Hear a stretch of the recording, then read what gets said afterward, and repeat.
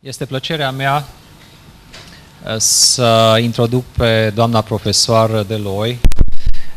Dânsa este președintele onorific al Federației Europene a Asociației Dieteticienilor și de asemenea este profesor, este dascăl, este unul din primii profesori de dietetică din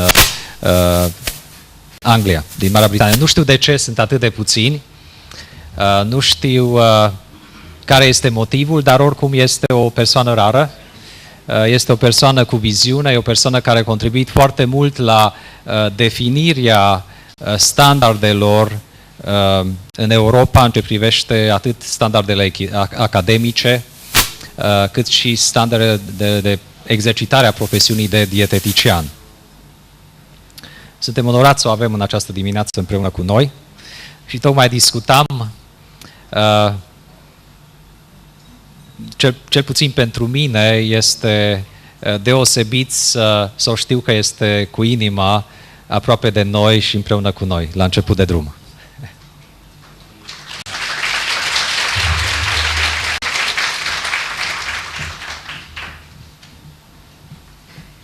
Thank you very... Can you hear me? Which way do I go? Here? Can you hear me? Yeah. Nod. Thank you. It's a great honor to be here. Thank you for the rector and the chairman. And thank you to the association, Dr. Dan, Florina, and I particularly want to welcome and thank you for coming, especially the students, because I understand this is the beginning of your holiday today. Is that correct? What dedication! This is wonderful news. It looks good for the profession. And thank you others for coming and for inviting me. I wanted to talk today about some of the principles that as a profession we need to remember as we go forward in Europe and internationally. What we need to remember to hold on to as a profession. This is the WHO European Action Plan for Food and Nutrition, which is created together with the European Union, with the members of Parliament. And it sets the agenda for where nutrition activities need to take place in Europe. Now you will see that it finishes this year. And therefore, we need to ask, I use this, will we be at the table? Will we be there? Will we be with the WHO? Will we be in Europe influencing this plan? Because we do make a difference to nutritional health in Europe. We do need more evidence. I need more evidence when I meet with ministers to present. And that's going to be your job into the future. In whatever area of dietetics you go into, we need to present more evidence about the effectiveness of dietitians. But we are at the table. We do sit on European platforms. We do meet with high-level groups. And I do take the opportunity to make the dietetic position very clear. And we recently heard that EFAD is now a member of the European Innovation Partnership, which is going to be looking at active and healthy aging, because this is an issue, not only in Europe, but also around the world. So we have a seat at the table, and we can influence policy. But I need you to provide me with the evidence of effectiveness. So I want to talk about the professional dietitian in Europe and what it takes and what it means and where we have to go. The first thing I want to remind us about is that there is a political agenda in Europe, and politicians at the European Parliament expect things from us. And I want you to hold on to that, because once you have the ear of the policymakers, the people who write the resolutions, the people who write the recommendations, that's when we can really influence nutrition and health in Europe. The politicians need us because illness is a great burden on the economy in Europe. And that affects the work output. If we can make a better, more healthy workforce, then dietitians are on to a surefire winner. So dietitians are able to improve health through nutrition. And we're also able to deliver health care in a very autonomous way. We are charged with going out and improving nutritional health. Hold on to that thought. In June of last year, a resolution was made by the European Parliament on their particular initiative towards the global epidemics, but also the epidemics in Europe, to do with non-communicable diseases. And this resolution was carried into the big meeting that was held in September in New York, where global strategies were being formed. And you know, that resolution was really interesting because at least 50% of the recommendations in that resolution are to do with diet and nutrition. So if ever you want to say, I'm here because I know about nutrition, I know about health, I know about diet, quote that resolution, because no politician could send you away. You have a very important message and a very important communication from the European Parliament to back you up.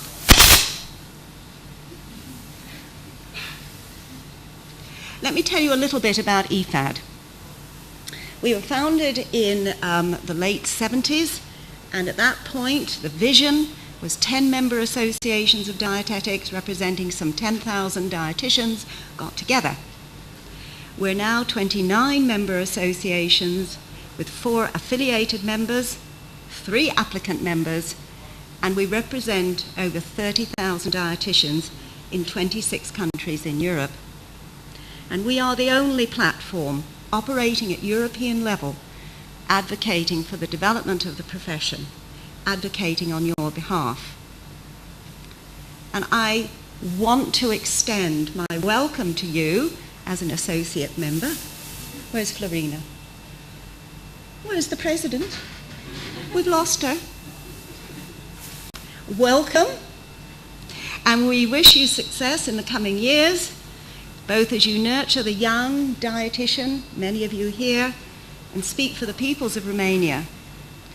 EFAD offers you support through its members in any way we can.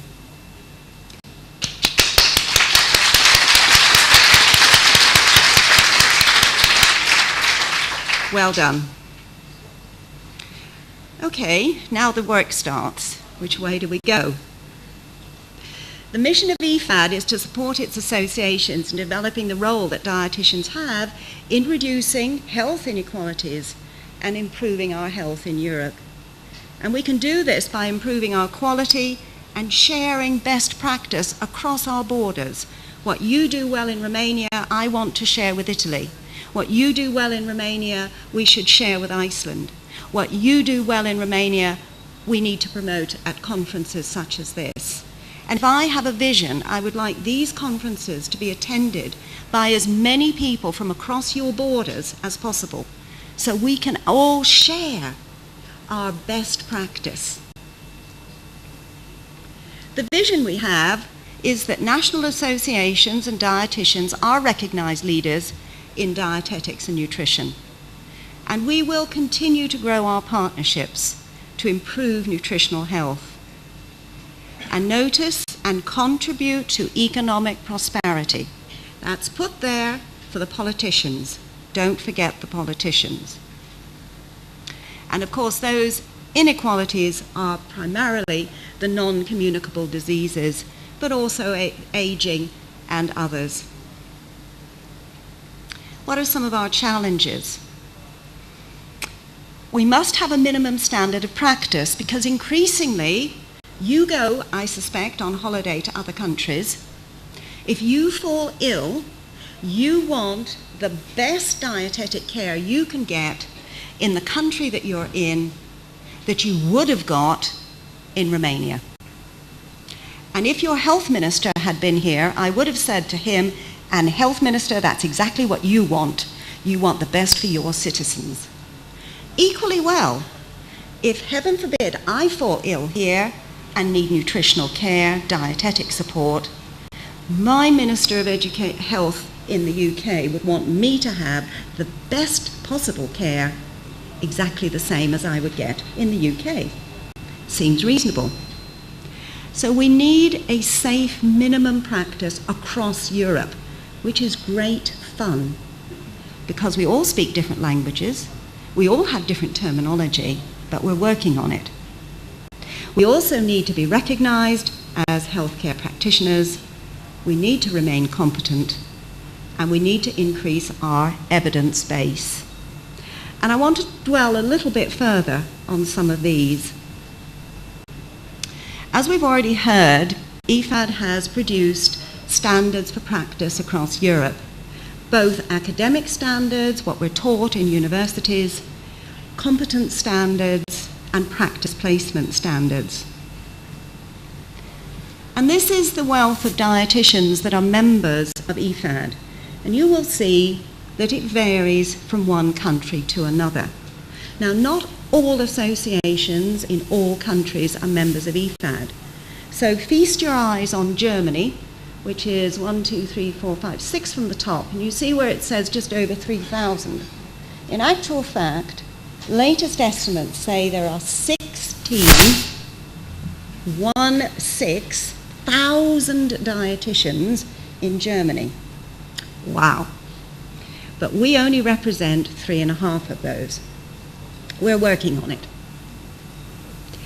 The largest group are the dietitians in the UK, and that's because there is only one association, and so they bring all their dietitians into EFAD.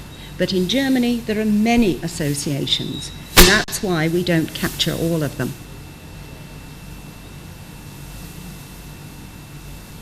So we reckon about 50% of all dietitians in Europe are represented by EFAD and many by one National Dietetic Association. So what does that work out to? In Denmark, there's one dietitian per 3,500 of population. In the United Kingdom, 1 per 9,000. In Germany, 1 per 24,000, but of course that figure is not quite right, because if you added in all the others, it probably would be much reduced. In Italy, 1 per 85,000. And in Poland, and there are 3 associations in Poland, 1 per 150,000. So you see, here we are. I go to the European Parliament and I talk about how we need more dietitians in Europe, but I need the facts. These are the facts as I have them, but I need more evidence. But still, there is quite a diversity of how many dietitians there are in each country, but the average is about 1 per 10,000. EFAD recommends for safe practice, because I want to dwell on this, that governments need to recognise the legality of dietitians, and it's wonderful to know that we actually now have some legal term adopted for dietitian. At the end of the course, they are legally a dietitian in Romania. Is that correct? Perfect. Now what we know is that there are strict ethical and professional standards, and of course we know in Romania that it's education to degree level, but we need to look at the practical placement, because the recommendation is that you should do 1,000 hours before qualification. Now, tomorrow I'm going to be talking more about placement, so I'm not going to talk about it now. But sadly, this state of affairs is still not true in many member states, and this causes all sorts of problems, especially with people who really don't know what they're talking about and giving nutritional advice. So we need to rectify that. In each country, there's something called a competent authority who look after the, if you like, the credibility of the dietitian, and particularly whether somebody called a dietitian can actually be called a dietitian. And it's for professionals who obtain professional qualifications. And when people move from one country to another as a dietitian and want to work in another country, they have to be accepted by that country as being a safe practitioner. So you can either have a positive, yes, you're accepted, or a negative, no, you're not. And you can find the statistics about who's accepted and who's not. So here's the country of origin obtaining automatic recognition, but the question you're asking is, well, that's okay, but where do they go? So the next picture shows the host countries offering automatic recognition. Now, ideally, automatic recognition should happen for everyone wherever they go, if we all had the same safe level of practice.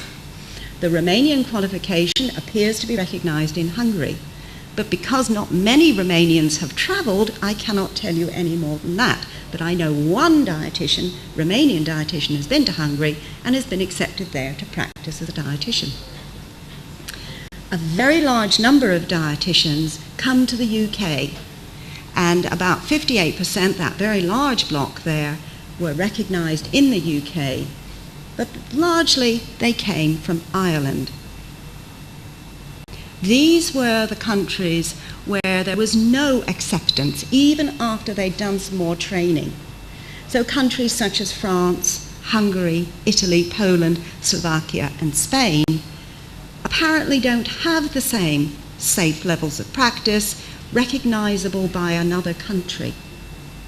So one of our ambitions is to make sure that in maybe another 10, 15, 20 years, safe travel back and forth, dietitians practicing everywhere in Europe, provided they can speak the language, should be what we're looking for. Okay, so what does EFAD need to do? We need to raise the standards. We need to promote research. We need to look at practice across Europe. We need to advocate for dietitians.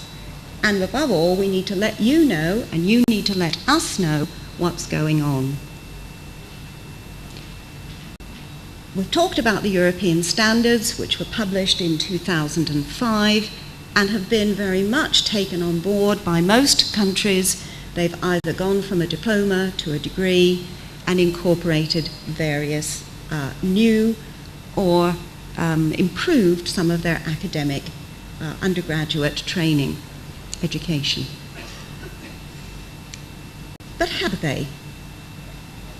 Have they been met 4 years after their introduction? Now, I don't expect you'll be able to see very much of this, but this is a survey that we did asking the question, are you teaching these subjects? And if we concentrate on the lower ones, because these indicate those higher education institutions that responded that they were teaching less than 70% of the time, 70% of those subjects. In other words, if I enlarge it a bit, and you look particularly at genetics and immunology, you'll see that only 50 to 60% of HEIs actually said they were teaching those subjects to dietitians. And given that genetics, and especially given that immunology and allergies are very high on the priorities of dietitians, especially into the future, we need to encourage more universities to teach about genetics and immunology. The other one that was interesting was public health. And what we see here is that when we surveyed earlier, so if you look at the 2007 here, you'll see that between 70 and 60% were teaching it, but in 2009, between 70 and 80% of universities are now teaching public health, health promotion, and reflective learning as it applies to research. Thank you. So things are improving, but we're not there yet. What about recognition and registration? And I'm going to come back again because we have to think what our customers want. Not what we want, but what do our customers want? What does our public want? What do our colleagues working in healthcare want? What do our employers want from us? And what do our governments want from dietitians? And all of that is very important as we grow our profession and become more professional. Firstly, they want us to be safe. They don't want us to give information that is unsafe. I won't move at all. Okay. They want us to be competent and to remain competent. They want a high quality from dietitians, and above all, they want us to behave ethically. We can then become a trusted healthcare professional, someone who they can trust to do what is required when we volunteer to give safe, practical, nutritional advice to our public, to our colleagues, to support our employers. So for trust to develop and to be safe, we need to ask the question, do you provide safe advice? You have to ask yourself this question. Do you provide support? Do you offer good practice throughout your working day, week, year, month? And do you behave ethically? For example, if you travel to the UK or the Netherlands or Sweden, where there is a high degree of recognition and trust, what you will find there is that it is now possible for dietitians to work very autonomously. Public can refer themselves to dietitians.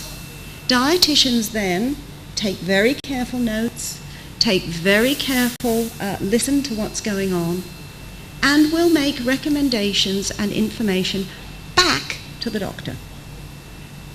Now that's a trusted healthcare practitioner. They will run clinics independently of the doctor. These are clinics that may look at gastrointestinal problems. These are clinics that may involve diabetics, because the doctors, the employers know that they can trust the dietitian to operate safely, ethically, and with a high quality of practice, and above all that they're competent. We operate as autonomous healthcare practitioners, and that's what I want, that's what EFAD wants for the whole of Europe. We have a good practice guide which supports us. If you ever want to know what all of this means in practice, this is from the International Confederation of Dietetic Associations. Communication, quality, maintain continued competence to practice. And this one is probably the most important in my mind. Continued competence, ensure accountability to the public, accept responsibility, and maintain lifelong competence. So do countries do that? Well, looking at the 20 countries in Europe that are members of the ICDA, 15 of the 20 countries declared that they had an ethical code of conduct. So 5 need to get a move on. 2 have a declared requirement for continuing professional development in order to remain acknowledged as healthcare practitioners, UK and Germany. Only 2 have declared it. I'm not saying others don't, but only 2 have said they do. So we need to find out more. And around Europe, 10 countries, 50% of the countries on the ICDA website provide details of recognition, either through their government, through graduation, as will happen here, or through an independent board or council. And the question I ask when I go round is, that's great. You're going to be recognised when you graduate. Who's going to recognise you in 5 years' time? Who checks up that you're still competent? And that's the interesting question, because that's really important. So how do we remain competent? Well, first of all, we have to know that there's a huge diversity of roles that dietitians take in Europe. But every single one of them should have a minimum standard of education and competence. And they should maintain that minimum standard as well. And so in 2008, EFAD did a survey to find out what did dietitians in Europe see as their 10 top European competencies that everyone should have as they move into dietetics. And these are the highest ranked. Accept personal responsibility and accountability for your actions and decisions, ethical, quality, safe. Work within your own limits of knowledge. Don't try and do things you don't know much about. Be proactive in identifying learning opportunities. Engage in lifelong learning. Remain competent. And apply patient-centered or client-centered care. And what were the lowest ranked? This is a little bit scary. Health warning. Dietitians in 2008 didn't think assessing research findings was very important. Didn't think it was important to integrate research into practice. Didn't think it was terribly important supervising students. Didn't think it was very important to promote strategies for implementing their service. And didn't think it was very important to be competent in research design. So when I looked at those, and when the committee looked at those, we all said, well, we can't have that. We're going to have to do something about that. So we are working very hard to encourage dietitians to take a more research-led, evidence-based approach to their work. And you can find the information for many of these slides on the Diets or the EFAD website. I'll tell you a bit about that in a minute. Here are the specific competencies, and because you probably can't see it, I've typed them out, that we think dietitians in Europe, we're not quite so sure, think are important.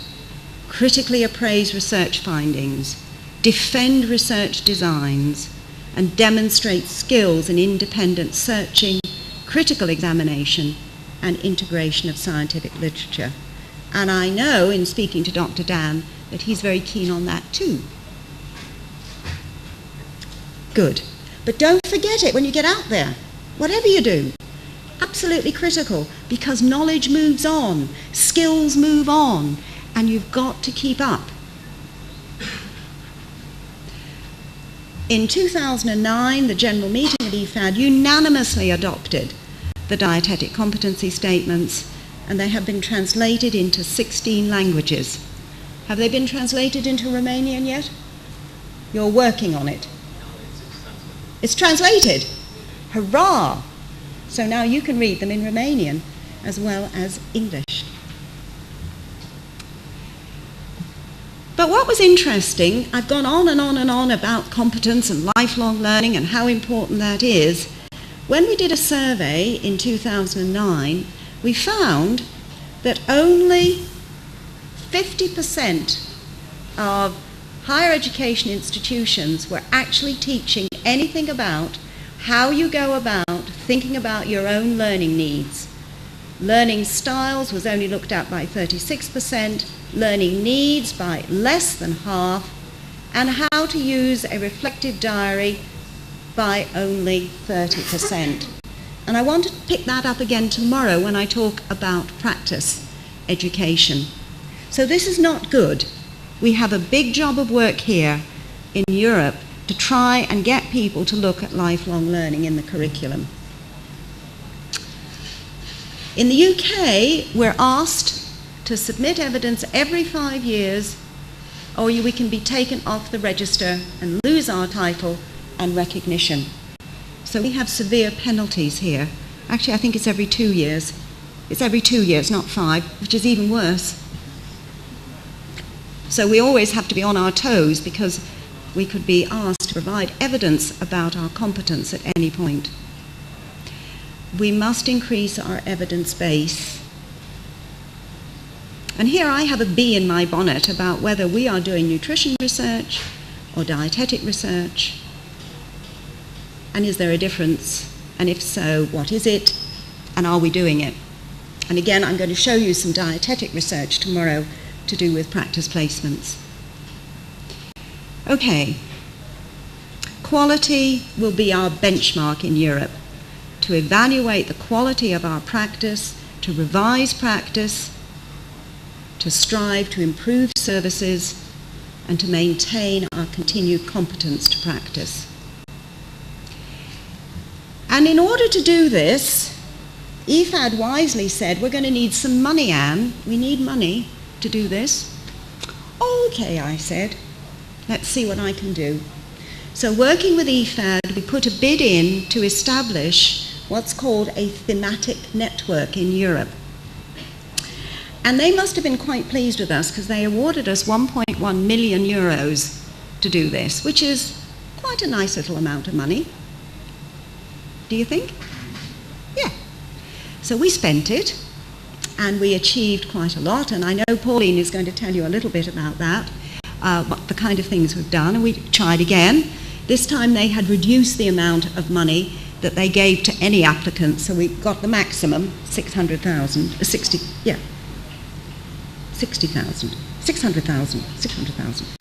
And so we're in the middle now of running our second network. But the exciting thing about this network is that it's the education and the practice working together. So we've got profession and education in 101 partners in Europe. 101 partners, 31 countries, including Liechtenstein. Liechtenstein has 4 dietitians in it. And 3 of them travel into Liechtenstein every day to work. But we've got them. We've got Estonia. Estonia doesn't have any dietitians in it, but we've got a very interesting nutrition group that would like to have dietitians. This is our network address for information. What's the purpose? To act as a forum for getting good practice from one country to another between education and professional practice. What are we doing this year, or rather the 3 years? We're looking at practice placements, we're producing a toolkit for lifelong learning, we're promoting the use of technology for learning, we're teaching inquiry-based learning skills, and we're developing competencies for masters and PhD level dietitians. So together, higher education and the profession, networked, have the potential to develop the quality of the profession in Europe. Our next conference is in Slovenia. It's nice, isn't it? I'm looking forward to that. In October. Day 1, we're going to be looking at professional issues, looking at advanced competency statements and launch of a specialist dietetic network. There'll be special students' meetings, posters, and on the second day, we're looking at the outcomes of some of the Diets 2 work, social media and e-learning. So I think it's going to be an exciting conference. Registration is now open. Students are more than welcome. We have 70 students last year from all across Europe. Come and learn, come and share, come and enjoy. Thank you.